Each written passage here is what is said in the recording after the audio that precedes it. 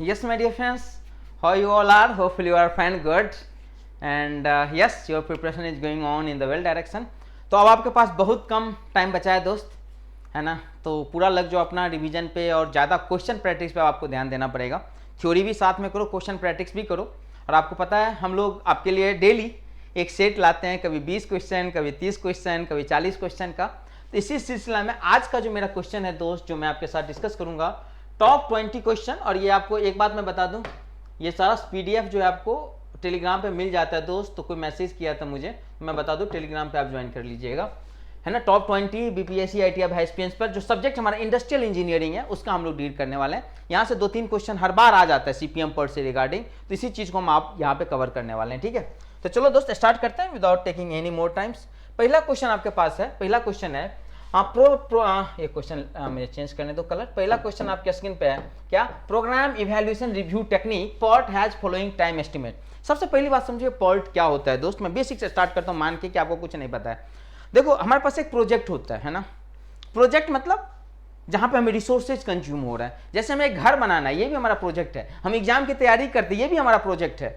हम कोई सॉफ्टवेयर बनाते हैं, ये भी कोई प्रोजेक्ट है हमारा। हम रोड बनाते हैं, प्रोजेक्ट है। मॉल, डैम, सब प्रोजेक्ट है एक तरह से चीजें। तो प्रोजेक्ट भी दो तरह का होता है दोस्त, एक होता है डिटर्मिनेस्टिक्स प्रोजेक्ट और एक होता है प्रोबेबिलिस्टिक्स प्रोजेक्ट। हमारा इसरो जो है वो भी चांद पे बहुत चीज भेज रहा है, मंगलयान पे भेज रहा है, वो भी प्रोजेक्ट है।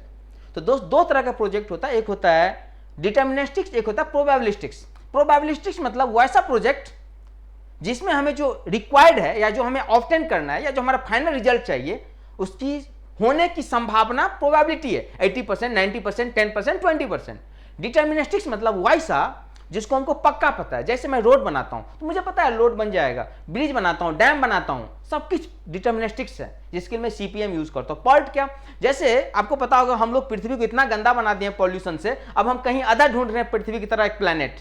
तो ये प्रोबेबिलिस्टिक्स मॉडल है, मिल भी सकता है, नहीं भी मिल सकता है। जैसे कोविड का वैक्सीन आया था, हमें पता नहीं था कितना दिन में बना लेंगे, बनेगा भी कि नहीं बनेगा वो भी नहीं पता था, क्योंकि आपको पता अभी भी कैंसर पे चल रहा है रिसर्च। तो कोई भी चीज जो रिसर्च एंड डेवलपमेंट का चीज होता है दोस्त, that is also project, but that comes under the category of PERT। कोई भी रिसर्च एंड प्रोजेक्ट कहीं भी हो, ये सब PERT के अंतर्गत आता है। कंपनी की काम हो सकती है, नासा भी कर रहा है, जो भी फर्स्ट टाइम कर रहा है, ढूंढ रहा है, या हमारा बात कर लो अपना इसरो है, ये जो भी काम ऐसा पहली बार हो रहा है, रिसर्च एंड डेवलपमेंट से हो रहा है, आप समझ लो ये PERT है। जैसे घर बनाना, डैम बनाना, समझ लो मॉल बनाना, बिल्डिंग बनाना, ये सब के सब एग्जांपल होगा सीपीएम का। क्रिटिकल पाथ मेथड सीपीएम, जो रिपीटेटिव टाइप का काम है, जो लगातार हो रहा है, उसके लिए मैं सीपीएम यूज करता हूं। अब बोलो सर PERT में, अब एक बात बताओ, क्या मैं गारंटी के साथ बोल सकता हूं कि भैया हम आने वाले 4 महीना के अंदर ऐसा प्लेनेट ढूंढ लेंगे जो पृथ्वी की तरह होगा? नहीं सर, गारंटी नहीं ले सकते सर। हो भी सकता है, नहीं भी हो सकता है। तो इसीलिए यहां पे बात होता है 3 गो टाइम का। एगो चीज कि अगर सब कुछ हमारे प्रोग्राम के अनुसार चला, जैसे जैसे मैंने सोचा ऐसे ऐसे अगर चीज हो रहा है, तो प्रोजेक्ट को समाप्त होने में बहुत कम टाइम लगेगा। इसको मैं बोलूंगा दोस्त कैसा टाइम, ऑप्टिमिस्टिक्स जो हमारा हो जाएगा। इसके बाद जो बात करते पेसिमिस्टिक्स टाइम, मतलब सब कुछ हमारे अगेंस्ट के विरुद्ध जा रहा है, तो जो मैक्सिमम टाइम लगेगा उसको मैं पेसिमिस्टिक्स बोलता हूं। अब चीजें देखो, ऐसा नहीं है कि हर चीज हमारे प्लान के अनुसार जाएगा और हर चीज हमारे प्लान के अगेंस्ट जाएगा। हमारा कुछ ऐसा चीज होगा जो हमारा प्लान से जाएगा, कुछ ऐसा चीज होगा जो हमारे प्लान के अगेंस्ट जाएगा।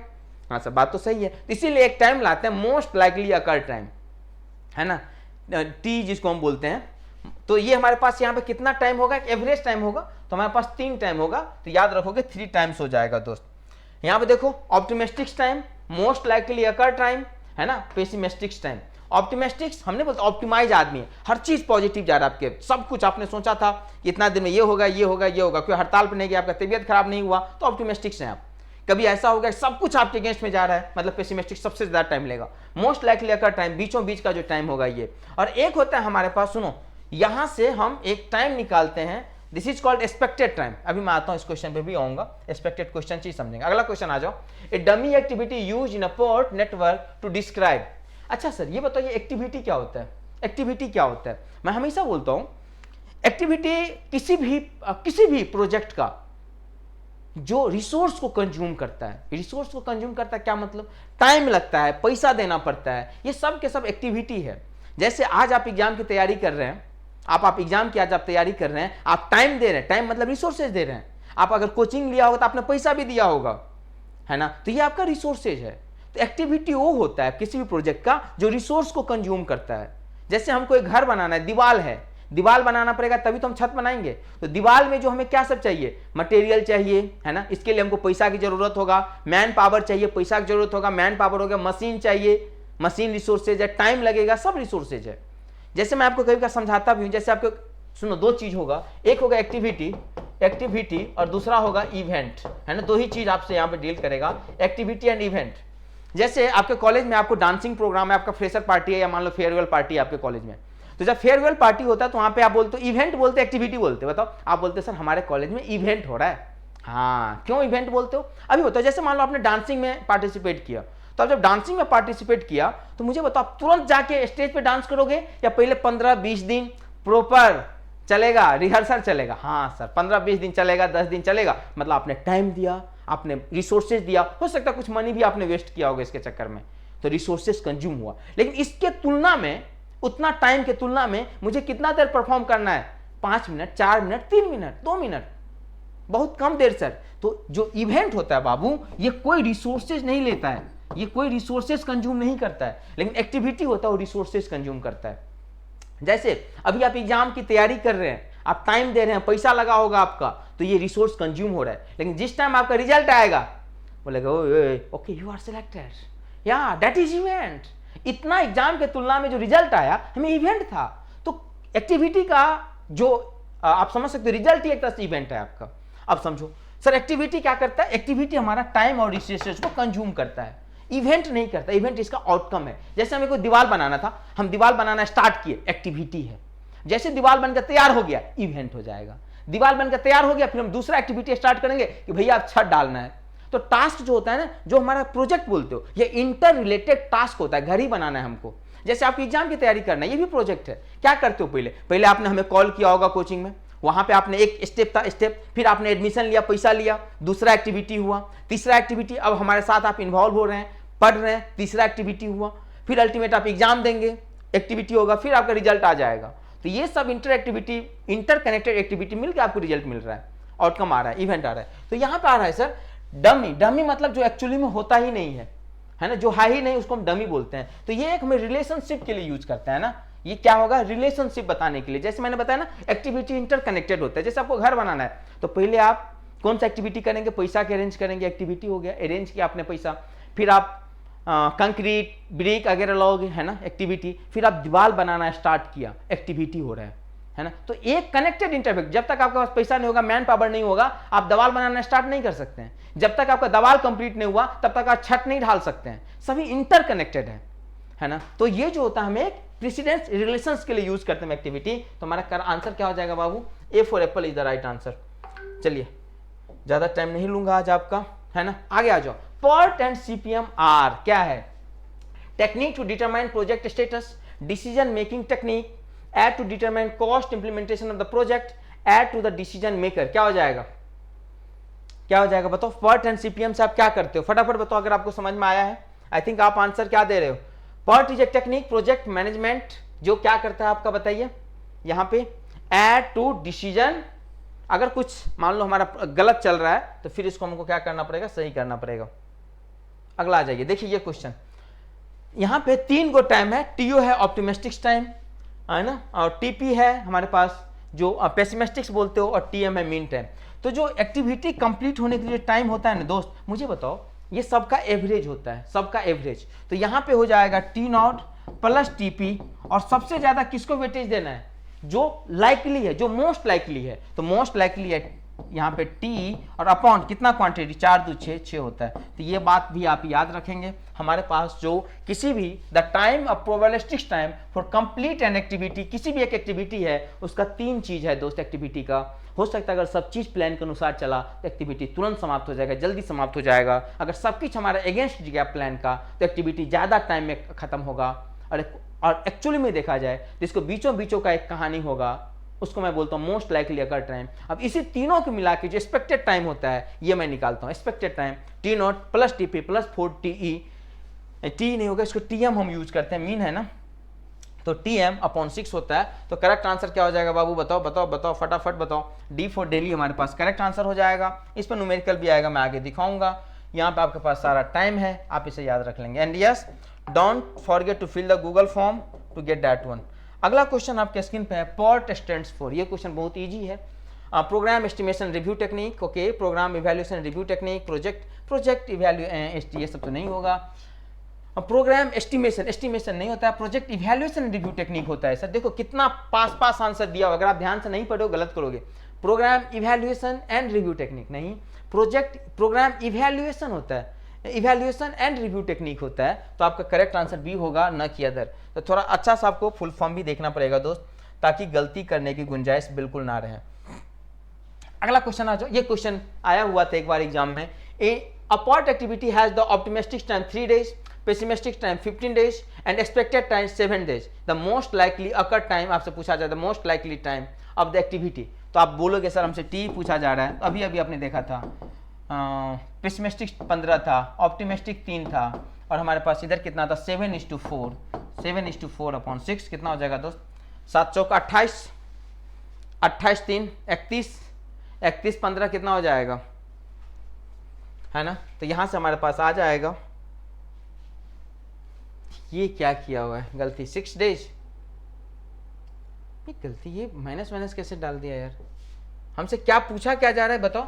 इस let me check once, just हमसे क्या पूछा जा रहा है? द मोस्ट लाइकली, ओके, क्या है? Optimistic time 3 days, pessimistic time 15 days and expected time, sorry ये एक्सपेक्टेड टाइम हमें 7 पता है, extremely sorry my dear friends. और हमें most likely occur time find करना है, मोस्ट लाइकली अकर टाइम हमको क्या करना है? फाइंड करना है। मतलब अपने को क्या निकालना है? टीएम निकालना है, टीएम आपको निकालना है, टीई पता है, बस कर लेंगे। यहाँ पे देखो मोस्ट लाइकली अकर टाइम पूछा जा रहा है, एक्सपेक्टेड टाइम दिया हुआ है आपका, तो आराम से कर लेंगे आप, कोई मुश्किल नहीं है, है ना? यहाँ पे आप देख सकते हैं सारी चीजें, इजीली आप इसको सॉल्व कर सकते हैं। चलो come to the next question. अगला question, the performance of specific task in CPM is known as. Performance of specific task in CPM, dummy बोलता हूं, इवेंट बोलता हूं, एक्टिविटी बोलता हूं, या कॉन्ट्रैक्ट बोलता हूं? फटाफट बताइए क्या होगा, सोच के बताइए आंसर फटाफट, tell me the answer.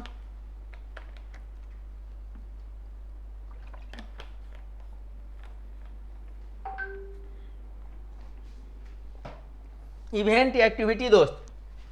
Activity, right. क्या बोलेंगे? परफॉर्म बोला ना, जो सीपीएम होता है ये एक्टिविटी ओरिएंटेड होता है, सीपीएम एक्टिविटी ओरिएंटेड होता है, मतलब एक्टिविटी पे फोकस होता है। पर्ट आपका इवेंट ओरिएंटेड होता है। इवेंट इसलिए आप गारंटी थोड़ी ना बता सकते हैं दोस्त कि हमें पृथ्वी जैसे प्लेनेट कब मिलेगा, नहीं बता सकते गारंटी, जिस दिन मिल गया, एक्टिविटी चल रहा है तो एक्टिविटी ओरिएंटेड नहीं, इवेंट ओरिएंटेड है वो।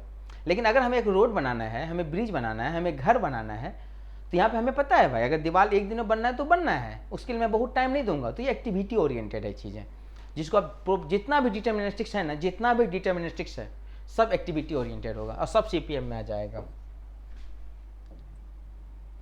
अगला question, dummy activity. Dummy activity require only resources but no time, only time but no resources, neither resources no time. जो डमी एक्टिविटी होता है ये ना तो कोई रिसोर्सेज है ना ही कोई टाइम लेता है, तो आंसर हो जाएगा neither resources no time is the right answer for the dummy activity, मतलब जो एक्टिविटी है ही नहीं। अगला question, Fulkerson rule is associated with transportation problem, assignment problem, PERT and CPM, queuing theory. तो किसके साथ एसोसिएटेड होता है? ये पोर्ट एंड सीपीएम के साथ होता है। तो आपका जो आंसर है दोस्त चेन्नई जो है बिल्कुल सही जवाब है, आप इसको याद रखेंगे। देखो दोस्त एक बार फिर से मैं रिक्वेस्ट करूंगा, है ना, हाँ आप लोग देखते तो बहुत बच्चे हो no doubt and thank you for that, but ना इसमें इम्प्रूवमेंट नहीं नज़र आ रहा है। Please humble request, you can do little be effort to increase that one, okay, है ना? आप देख रहे हैं ना, ये अभी का है, ये परसों का मैंने लिया था, तो परसों का है, तो थोड़ा इस पर देखिए आप लोग दोस्त क्या कर सकते हैं। Thank you. अगला क्वेश्चन आ जाइए, the variance of critical path, variance of critical path ए से बी, बी से सी, ये दिया हुआ है। Standard deviation of critical path आपसे पूछा जा रहा है, तो वेरिएंस का समेशन हो जाता है दोस्त। देखो यहाँ पे जो स्टैंडर्ड डेविएशन होता है ना, sum of variance on critical path, on critical, जहां भी पूछा जा रहा है क्रिटिकल पाथ, सारा को ऐड कर दीजिए, आपके पास हमारे पास स्टैंडर्ड डेविएशन आ जाएगा। This is called sum of variance on critical path, और हमारे पास ये आ जाएगा, आराम से बता सकते हैं आप। अगला question, which of the following is wrong statement about which of the following is the wrong statement. पहला स्टेटमेंट पढ़िए, PERT is suitable project having probabilistic time estimate. सही बात है, ये रॉन्ग नहीं, ये सही बात है। PERT जो होता है प्रोबेबिलिस्टिक की हम बात करते हैं, तो ये सही बात है, मतलब सर ये सही बात है, तो ये आंसर नहीं हो सकता सर, आंसर नहीं हो सकता। आगे पढ़ो, मतलब ये सही है, मतलब आंसर नहीं हो सकता, मैं ये क्या बोल रहा हूँ। CPM is suitable for the project having deterministic activity. बिल्कुल सही बात है, डिटर्मिनेस्टिक्स है, रोड बनाना, ब्रिज बनाना, कंस्ट्रक्शन करना, सब कुछ, एग्जाम की तैयारी करना। आपसे कभी एग्जाम जो तैयारी कर रहे CPM है कि PERT है, क्या बताओगे, बताओ आप। Both PERT and CPM are event oriented. नहीं sir, PERT is event oriented but CPM is activity. Yes, ये भी सही है, बट ये जो बोल रहे हैं ना PERT एंड CPM दोनों इवेंट है। नहीं सर, CPM हमारा जनरली एक्टिविटी ओरिएंटेड होता है और PERT हमारा इवेंट ओरिएंटेड होता है। तो ये बात गलत है सर, और हमारा यही आंसर हो जाएगा सर। तो हमारा जो आंसर है दोस्त, Chennai is the right answer. ठीक है, चलो अगला क्वेश्चन पे आते हैं। The path within a network diagram is called critical path. The path within a network diagram is called critical path. Longest, shortest, curved और easiest. तो जो critical क्या मतलब समझते हो? critical मतलब वैसा एक्टिविटी दोस्त, समझ रहे हो, जिसको डिले करने से प्रोजेक्ट डिले हो जाएगा, वो क्रिटिकल एक्टिविटी कहलाता है। मतलब वैसा एक्टिविटी अगर मैं इसको डिले कर दूं तो हमारा काम डिले हो जाएगा, हमारा प्रोजेक्ट डिले डिलीवर करेंगे, तो ये एक्टिविटी क्रिटिकल कहलाता है। जैसे मैं एक एग्जांपल के तौर पे आपको बताऊं, रेंडमली कुछ ले लेता हूं दोस्त, ऐसे ही रेंडमली मैं एक डाटा लेके समझाने की कोशिश करता हूं आपको। चलिए यहाँ से हमने स्टार्ट किया है ना, यहाँ पे गए हम और फिर ये हम गए, ठीक है, फिर हमने यहाँ से आया, ये आया और ये गए। मान लीजिए ये 4 दिन ले रहा है, ये 6 दिन ले रहा है, ये 8 दिन ले रहा है, ये 5 दिन ले रहा है, ये 9 दिन ले रहा है, ठीक है। अब आप मुझे बताइए प्रोजेक्ट कितना दिन में कंप्लीट होगा। आप बोलेंगे 9, इधर से अगर मैं जाता हूँ, मान लो कुछ ABCDE, अगर मैं EE और ED के रास्ता से जाता हूँ तो कितना दिन लगेगा, 4 दिन प्लस 9 दिन, 9 4 13 दिन। इधर जाता हूँ 6 4 10 8 18 दिन। तो मुझे बताओ प्रोजेक्ट कब कंप्लीट करके दोगे, 9 4 13 दिन में दे दोगे या आप हमें 6 4 10 18 दिन में दोगे, बताओ। तो बोलोगे सर 13 दिन। अरे बेवकूफ, कोई प्रोजेक्ट तभी कंप्लीट माना जाएगा जब सारा काम कंप्लीट हो जाता है। मैं बोलूंगा आपको घर बना के देना है, आप दीवार बना के छोड़ के चले जाओगे क्या? दीवार बनाया नहीं, ऊपर में आप छत डाल के चले जाओगे क्या? एक प्रोजेक्ट तभी कंप्लीट माना जाता है जब सारा एक्टिविटी कंप्लीट हो जाए। अगर कोई एक्टिविटी बचा हुआ है तो ये प्रोजेक्ट कंप्लीट नहीं माना जाएगा। हालांकि इंडिया में नियम उल्टा चलता है। तो आप बोलोगे सर ये तो ये अलग बात है, 13 दिन में कंप्लीट हो रहा है, लेकिन काम अभी भी चल रहा है सर, काम अभी भी चल रहा है। कितना दिन तक? 18 दिन तक। तो मैं बोलूंगा बताओ इसका क्रिटिकल पाथ कौन सा है? तो बोलोगे सर ये वाला पाथ क्रिटिकल है सर। अगर मैं इसमें से किसी एक को भी डिले कर दूंगा तो हमारा प्रोजेक्ट डिले हो जाएगा सर। लेकिन अगर मैं ये 4 दिन में हो रहा था, ये 9 दिन में हो रहा था, अगर मैं इसको 9 की जगह 10 दिन भी कर दूं तभी भी हमारा प्रोजेक्ट डिले नहीं होने वाला है। 10 की जगह क्यों? क्योंकि हम ऑलरेडी हम बोल रहे हैं 18 दिन में आपको प्रोजेक्ट हम देने वाले हैं। तो अगर मैं नॉन क्रिटिकल एक्टिविटी को डिले करने से प्रोजेक्ट डिले नहीं होता है। लेकिन अगर आपने इसको 8 की जगह 9 दिन कर दिया तो प्रोजेक्ट जो पहले 18 दिन में होने वाला था 19 दिन में हो जाएगा। दोस्तों ध्यान से सुनो, क्रिटिकल एक्टिविटी कौन है? वैसा एक्टिविटी जो क्रिटिकल पाथ पे होता है उसको हम क्रिटिकल एक्टिविटी बोलते हैं। और ये ना सुनो, ये ना किसी भी प्रोजेक्ट को समाप्त होने का मिनिमम टाइम है। क्या बात कर रहे हो सर, क्या बात कर रहे हो? मैं बोलूंगा ये प्रोजेक्ट कब आप हमें जल्दी से जल्दी दे सकते हो, तो आप बोलोगे सर 18 दिन सर। तो ये जल्दी से जल्दी है। तो क्रिटिकल पाथ किसी या क्रिटिकल पाथ जो बताते हो आप, ये वो मिनिमम टाइम है जिसमें मैं किसी को एक प्रोजेक्ट डिलीवर कर दूंगा। और आगे समझो, इसी बात को मैं दूसरा तरीका से भी बोल सकता हूं। और दूसरा तरीका क्या है? क्रिटिकल एक्टिविटी वो एक्टिविटी है जो किसी भी प्रोजेक्ट में लॉन्गेस्ट टाइम लेता है। देखो यहां पे हमारे पास 10 9 4 13 दिन था, लेकिन ये जो हमारा जो बना है डायग्राम, जो नेटवर्क है, इसमें ये मैक्सिमम टाइम ले रहा है। अरे नहीं ले रहा है क्या? ध्यान से समझा। लास्ट टाइम, अब नहीं बोलूंगा। क्रिटिकल पाथ वो पाथ है जहां पे प्रोजेक्ट को कंप्लीट करने के लिए उस पाथ के थ्रू मैक्सिमम टाइम लगता है।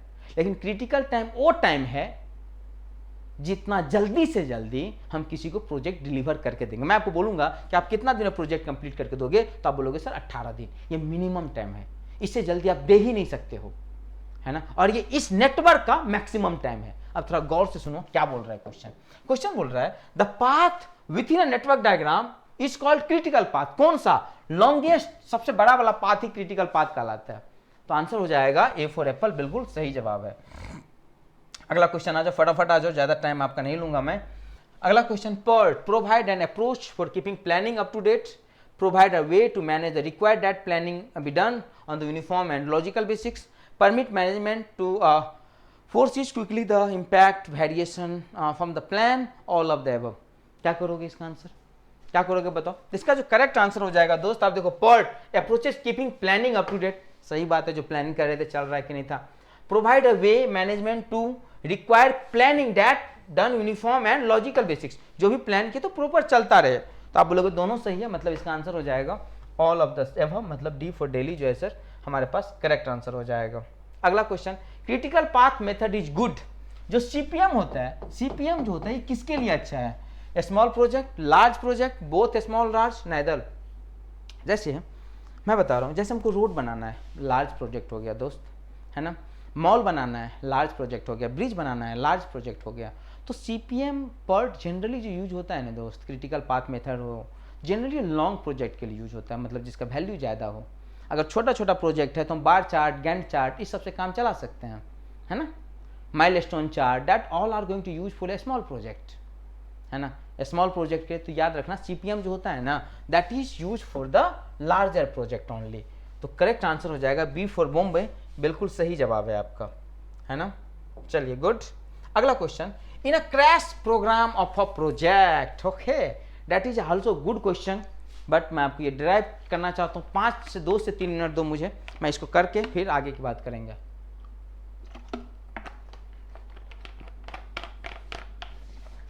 दोस्त एक बात मैं आपसे पूछना चाहूँगा, आप मुझे बताएंगे, जैसे आप एग्जाम की तैयारी कर रहे हैं, एग्जाम की तैयारी करना भी एक प्रोजेक्ट है बाबू, इसमें भी इंटर रिलेटेड टास्क है. पहले हम सब्जेक्ट पढ़ेंगे, है ना, फिर मैं उसका क्वेश्चन लगाऊंगा टॉपिक वाइज, फिर मैं सब्जेक्ट वाइज, फिर मैं मल्टी सब्जेक्ट, है ना, फिर मैं फाइनल एग्जाम में जाऊंगा. तो इंटर रिलेटेड टास्क है, तो ये भी हमारा एक प्रोजेक्ट है. ठीक है सर, अब जैसे आपने आया हमारे पास तैयारी करने के लिए, बोला सर मेरे को बीपीएससी आईटीआई का आपने तैयारी करवा दो, बीपीएससी आईटीआई का आप मुझे तैयारी करवा दो. मैं बोला ठीक है करवा दूंगा. मैं बोला देखो बाबू ये कोर्स है 3 मंथ का, लेट्स अज्यूम कितना मंथ का, 3 मंथ का. आप ऑफलाइन हो, सपोज आप ऑफलाइन आ रहे हो, 3 मंथ का हो, ठीक है सर 3 मंथ का है. अब आप बोल रहे हो कि सर जी इस प्रोजेक्ट को ना आप 1.5 महीना में कंप्लीट कर दो सर, इस प्रोजेक्ट को क्या करो आप 1.5 महीना में कंप्लीट करो सर. अब बताओ इस 1.5 महीना में जब कंप्लीट करूंगा, मैं डायरेक्ट हूं, मैं आपको पढ़ा रहा हूं.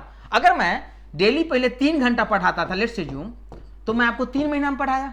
अब आप मुझे बोल रहे हैं या मुझे मैनेजमेंट बोलेगा कि सर बच्चे बोल रहे हैं 3 महीना को 1.5 महीना में करना, तो मुझे कितना घंटा पढ़ाना पड़ेगा, बोलो 6 आवर पढ़ाना पड़ेगा. अब बताओ पहले मैं 3 घंटा पढ़ाता था, अब मैं 6 घंटा पढ़ा रहा हूं. तो पहले अगर मैं उनसे x रुपया लेता था, तब मैं x लूंगा, x से ज्यादा लूंगा. ऑब्वियस ही बात है सर, x से ज्यादा लेंगे. सपोज करो मुझे ये पहले 1 रुपया दे रहा था, लेट्स अज्यूम, तो मैं बोलूंगा कि ठीक है सर अब मुझे कम से कम 2 रुपया दो. हाँ बोलेगा ठीक है सर 2 रुपया आपको मैं पर मंथ दूंगा. मैं बोलूंगा ठीक है, बढ़ गया तो मैं काम ज्यादा कर रहा हूँ, ये डायरेक्ट कॉस्ट बढ़ जा रहा है. अब एक बात बताओ, अगर ये 3 महीना रखता, अब आप 1.5 महीना में काम कंप्लीट कर दिया. अब मान लो इसको 1 महीना का रेंट लग रहा था 2 रुपया, 3 रुपया, 5 रुपया, मान लो इसको 1 महीना का रेंट लग रहा था 5 रुपया, है ना, जो इनडायरेक्ट कॉस्ट है. इनडायरेक्ट, अगर बिल्डिंग आप आ रहे हो रेंट इनडायरेक्ट कॉस्ट है, तो अगर 5 रुपया ले रहे हो तो देखेगा अगर ये 3 महीना काम करता तो रेंट हमको 15 रुपया लग जाता, है ना. रेंट हमको कितना लग जाता, 15 रुपया लग जाता. हाँ सर बात तो सही है, रेंट तो 15 रुपया लग जाता. लेकिन अब ये काम चूंकि 1.5 महीना में कंप्लीट हो जा रहा है, तो ये पैसा कितना लगेगा, तुम बोलोगे सर 5, मतलब मान लो 7 रुपया, 7.5 रुपया लग रहा है. तो इसको देखो इनडायरेक्ट कॉस्ट कम हो गया. पहले रेंट था, इलेक्ट्रिसिटी था, 5 को एम्प्लॉय होगा, चाय वाय इधर उधर के लिए, तो देख रहा है ये 1.5 महीना में काम हो गया, मतलब इनडायरेक्ट कॉस्ट कम हो गया. लेकिन मैं आपको पढ़ा रहा था, मेरा कॉस्ट बढ़ गया. फिर उन्होंने देखा कि पहले अगर पूरा काम होता तो सर को कितना सैलरी देना पड़ता, 3 महीना का, 3 महीना को सर को सैलरी देना पड़ता 3 रुपया, है ना, और 15 रुपया इधर लगता, तो मतलब हमको टोटल रुपया 18 रुपया देना पड़ता, 3 महीना के अंदर खर्च हो जाता.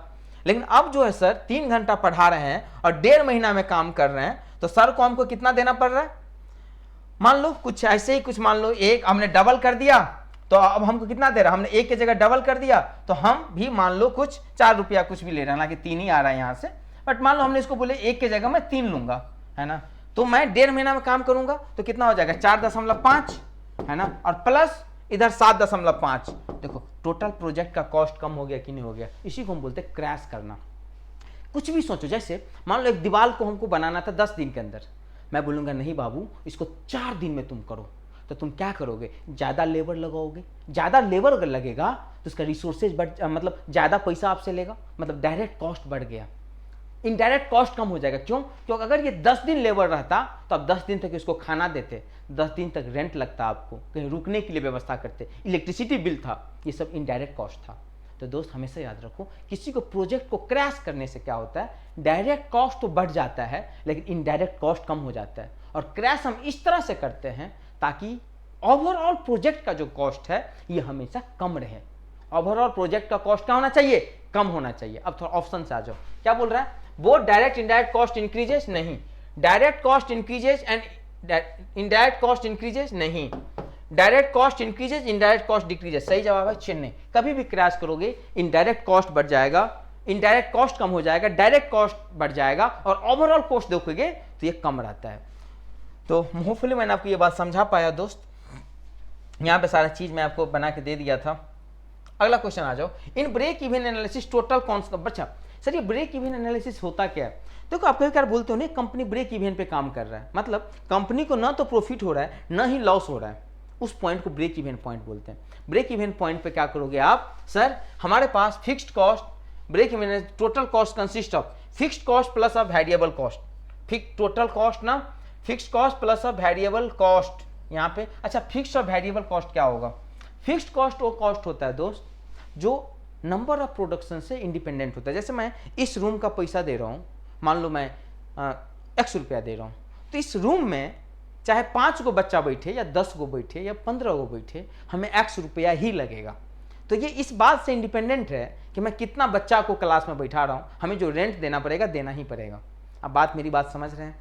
तो इनडायरेक्ट कॉस्ट वो कॉस्ट है दोस्त जो डायरेक्टली इन्वॉल्व नहीं है बट रिक्वायरमेंट होता है। जैसे अभी आप कोचिंग की बात करते हैं दोस्त, है ना, तो डायरेक्ट तो मैं आपको पढ़ा रहा हूँ ना, तो मेरे पे जो कॉस्ट लग रहा है डायरेक्ट कॉस्ट होगा, लेकिन आपको लाने के लिए क्या हो रहा है, मैम फोन कर रही होगी, गूगल फॉर्म भरा रही होगी, बहुत सारी चीज़ें हो रहा है आपसे, है ना, तो ये इनडायरेक्ट है लेकिन वो भी होना जरूरी है। तो इनडायरेक्ट कॉस्ट ऐसा होता है जो वॉल्यूम ऑफ प्रोडक्शन से इंडिपेंडेंट होता है। जैसे मैंने एक पेन बनाऊँ, मैं एक पेन का फैक्ट्री खोला, मैं एक पेन बनाऊँ या 5 पेन बनाऊँ, ये कॉस्ट होगा। जैसे मान लो salary of watchman indirect cost, salary of higher officer indirect cost, salary of telephone bill जो अब नहीं आता indirect cost, electricity bill indirect cost. Direct cost क्या होगा, जो डायरेक्टली इन्वॉल्व है। जैसे हमको एक पेन बनाना है तो उस पेन में एक रिफिल लगेगा तो 10 रुपया, तो अगर 5 को पेन बनाएंगे तो 10 × 5 50 रुपया का मटेरियल लग जाएगा। तो डायरेक्ट कॉस्ट होता है बाबू ये इस टाइप से होता है ना, और इस दोनों को मिला दो तो टोटल कॉस्ट मिलेगा। देखो मिनिमम इतना तुमको देना पड़ रहा है और जीरो बनाना है, तो ये जो लाइन होगा ये टोटल कॉस्ट का होगा। तो ब्रेक इवन जो तुम बात करते हो ये हमेशा होता है fixed cost plus variable cost, fixed cost plus sales revenue, variable plus sales. तुम्हारे पास यहाँ पे क्या आंसर हो जाएगा, है ना, fixed cost plus variable cost हो जाएगा। प्रॉफिट भी होगा बट ब्रेक इवन पॉइंट पे कोई भी प्रॉफिट नहीं होता है तो प्रॉफिट जीरो हो जाएगा, तो फिक्स्ड और वेरिएबल हो जाएगा।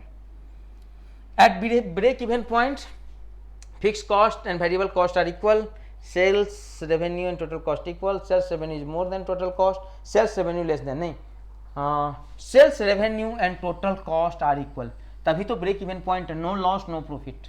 आंसर क्या हो जाएगा, B for Bombay, break even point means no loss no profit. चलिए यहाँ पे देख रहे ये वाला जो पॉइंट है ना दोस्त, जहाँ पे देख रहे हो आप ये वाला पॉइंट ब्रेक इवन पॉइंट का लगा, यहाँ से देखो ये टोटल फिक्स्ड कॉस्ट है और ये वेरिएबल कॉस्ट है, तो ये यहाँ से जब देखोगे ना जीरो से ये पूरा टोटल कॉस्ट आपको बताएगा। चलो तो ये तो मैंने आपसे रिक्वेस्ट कर ही चुका हूँ, होपफुली आप कर लिए होंगे, थैंक यू। अगला क्वेश्चन है, the bar chart is drawn for, bar chart किसके लिए हम ड्रॉन करते हैं, ये सब स्मॉल प्रोजेक्ट के लिए जो आप यूज करते हो। तो यहाँ पे मैं इसका आपको आंसर, ये पीडीएफ आप ले लेना, ठीक है। नेक्स्ट क्वेश्चन है, milestone chart is important over, milestone chart जो होता है बार चार्ट पे कुछ इंप्रूवमेंट होता है। माइलस्टोन चार्ट इज कुछ की इवेंट को हम दिखाते हैं, इसलिए ज्यादा इंपॉर्टेंट होता है हमारा। चलो और कौन सा हमारे पास, the cost of labour in a construction activity is fixed cost, marginal, variable या संक, क्या है बताओ। हाँ लेबर, अगर कहीं पे ज़्यादा काम हो रहा है तो लेबर की ज़्यादा होगा, तो ये कहीं ना कहीं आपको दिख रहा होगा ये हमारा वेरिएबल कॉस्ट में आ जाएगा, है ना। लेबर अगर मान लो बहुत ज़रा बच्चे हो जाएगा तो टीचर की रिक्वायरमेंट ज़्यादा हो जाएगा, तो ये फिक्स्ड वेरिएबल कॉस्ट है, फिक्स्ड कॉस्ट नहीं होगा वेरिएबल होगा। तो आंसर इसका क्या हो जाएगा दोस्त, चेन्नई। देख लो यहाँ पे वेरिएबल फिक्स्ड कॉस्ट में क्या आएगा, इंश्योरेंस, रेंट, सीईओ का सैलरी, मटेरियल। वेरिएबल कॉस्ट में कंस्ट्रक्शन, लेबर, फ्यूल, ये सब आ जाता है हमारे पास वेरिएबल कॉस्ट में, है ना। चलो इसका क्वेश्चन बताओ। देखो दोस्त, मैं ना थोड़ा सा चाहता हूँ कि आपका सेशन शॉर्ट रहे, है ना, ज़्यादा लेंदी या लंबा नहीं करना, बेसिक्स पे फोकस करो, ज़्यादा क्वेश्चन प्रैक्टिस करो। इसलिए आप देख लो थोड़ा सा, मैं बाद में, मुझे लगता है यार कितना मिनट हो गया, आधा घंटा हो गया, लग रहा है कि ज़्यादा हो गया, बट ठीक है, चलो अच्छा से करते हैं हम लोग। अगला क्वेश्चन है, the graphical representation where long duration job are broken down to a key segment element, है ना, बड़ा बड़ा जो काम है उसमें की छोटी छोटी बात, एक कोई बड़ा सा काम है, इसको मैं छोटे छोटे पार्ट में तोड़ रहा हूँ। Wherein events are shown in chronological order without attention to the logical sequence, and wherein interdependence between the event is not highlighted is referred as, इसको हम बोलते हैं माइलस्टोन चार्ट। क्या बोलते हैं बाबू, माइलस्टोन चार्ट बोलते हैं हम लोग। सीपीएम पर तो नहीं बोलेंगे, तो ये हमारा हो जाएगा माइलस्टोन चार्ट। तो हमारा जो बी है वो बिल्कुल सही जवाब है, ठीक है, माइलस्टोन याद रखिएगा। चलिए ठीक है, and yes my dear friends, we can join our Telegram channel tech exam and Safalta express. दोनों सफलता एक्सप्रेस हमारा नॉन टेक्निकल के लिए दोस्त, है ना, जितना भी आप नॉन टेक्निकल एग्जाम है इंडिया का, यहाँ पे हम लोग इसकी बात करते हैं, और यहाँ पे जो भी आपका टेक्निकल एग्जाम है that will be cover, okay. और भी सारी चीज़ जल्दी आने वाला है, will tell you soon. So yes, don't forget to like, share and subscribe. Be ready, जब मैं अगला वीडियो में आपसे जब कल मिलूंगा तो वहाँ पे हम लोग क्या डिस्कस करेंगे दोस्त, तो जब मैं आपसे कल मिलूंगा तो वहाँ पे हम डिस्कस करने वाले, आज हमने इंडस्ट्रियल की बात किया, इंडस्ट्रियल को और कुछ क्वेश्चन करेंगे, और most important tomorrow I will see the at least top 40 question of fluid mechanics. It could be fluid I have done already, कुछ क्वेश्चन बच गया अभी, और करेंगे फ्लूइड का strength of material. So tomorrow I will meet the top 40 question of strength of material. So don't forget to like, share, subscribe. Thanks a lot to watching all the session. Thank you all.